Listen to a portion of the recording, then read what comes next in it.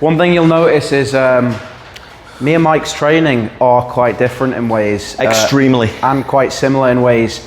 And there's not really a right or wrong. You know, there's certain things that we share similarities with like how intense we train, our range of motion. Those are things you should definitely stick on to. But I would say the most important thing about training is how much you enjoy it. And there's definitely an anatomical difference. So the somatotyping, which I really believe in. Some people say they don't believe in it at all, but I've done this for 20 years, I see it all the time. So our cameraman Johnny behind there, you can't see him, but he's typically ectomorphic. So you can be mesomorphic, that's Angus and Chris. You can be ectomorphic, me, Johnny. And then you've got endomorphic people who are pear-shaped, unfortunately. But you can also be a hybrid of the two. Yeah. So I'm like not endomorphic. Ectomesomorph. Ectomesomorph, right? Angus is just a typical mesomorphic structure, fortunately for you. But I'm taller than you, Angus, and there's nothing you can do about that. That just gives me a bigger target. But typically, the typical mesomorph, you know, that kind of height as well lends itself very much to being very robust. When you've got very, very long levers, the risk of injury is a lot more because there's that huge lever, that huge leverage. There's so much more to go wrong, really. So it's worth being mindful of that in terms of your training.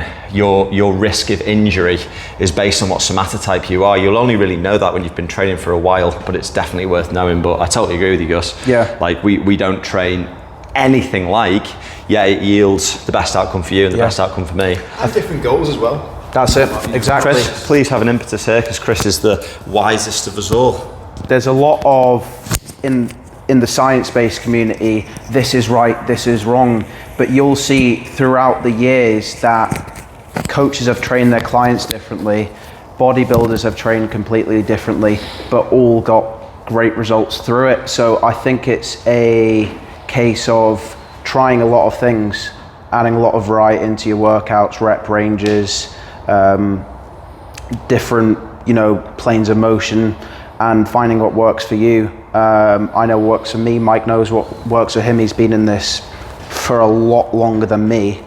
And again, just a case of what you can stick to, what you enjoy.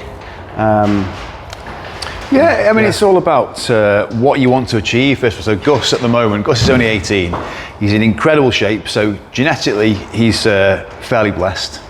But obviously, he's an extremely hard worker as well. But currently, Gus is typical bodybuilding training. Now, that's how I started, did a lot of bodybuilding type training through most of my life, in fairness. That's how, Mike, you kind of did that kind of training as well, initially, I suppose. Have to stand closer, Chris, just because of the mic. I feel like, so what I feel like with bodybuilding training, what I feel like is you outgrow it eventually. I'm 43 now. Mike's a little bit younger than me.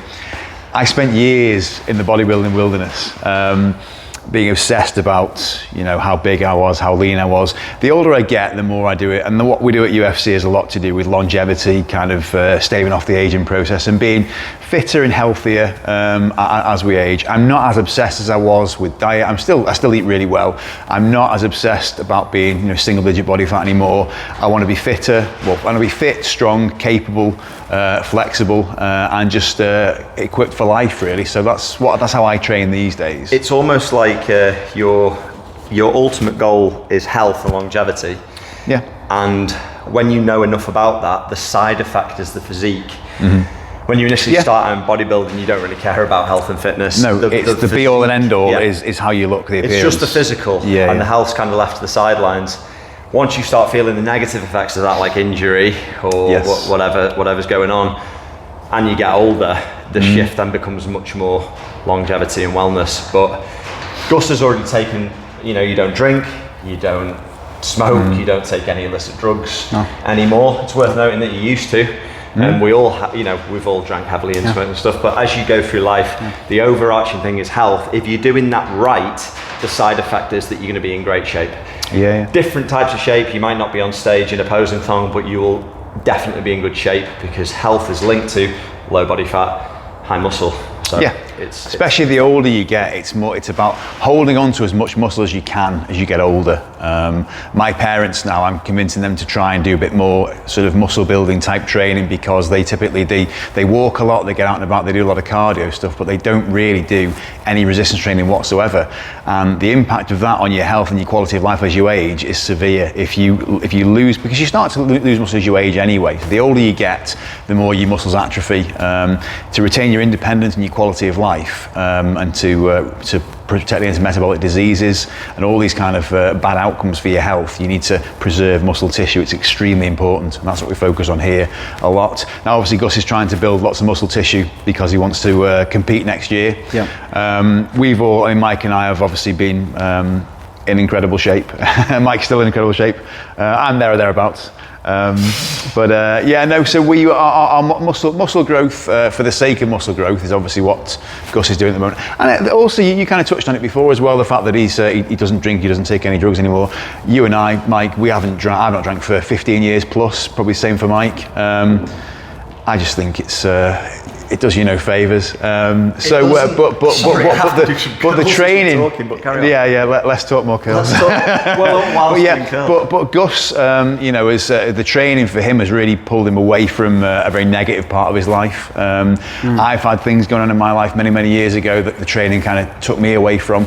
Training and having that focus on self-development and enough kind of self-love and kind of pride in yourself to look after yourself and give yourself the best of everything in life it's an under discussed part of training. The mental benefits. And I like what Chris and Mike touched on there. Is everyone's goals different? Not everyone's a bodybuilder, so you might look at the way Mike trains, the way I train, the way Chris trains, think that's not the most optimal way to grow muscle.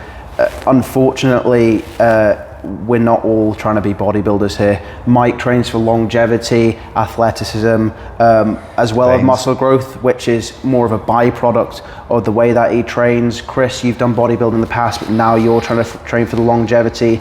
So for these guys, it's a lot more about the longevity, having fun, the mental health side of the mental health benefits that it brings them. It's that like when you've been through life, and the inevitable struggles of life happen.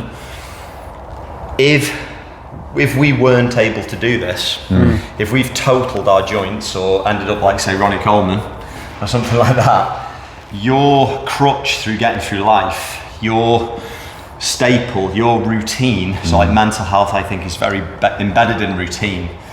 It's that routine that keeps you on the straight and narrow, and it's that routine that stops you making poor choices.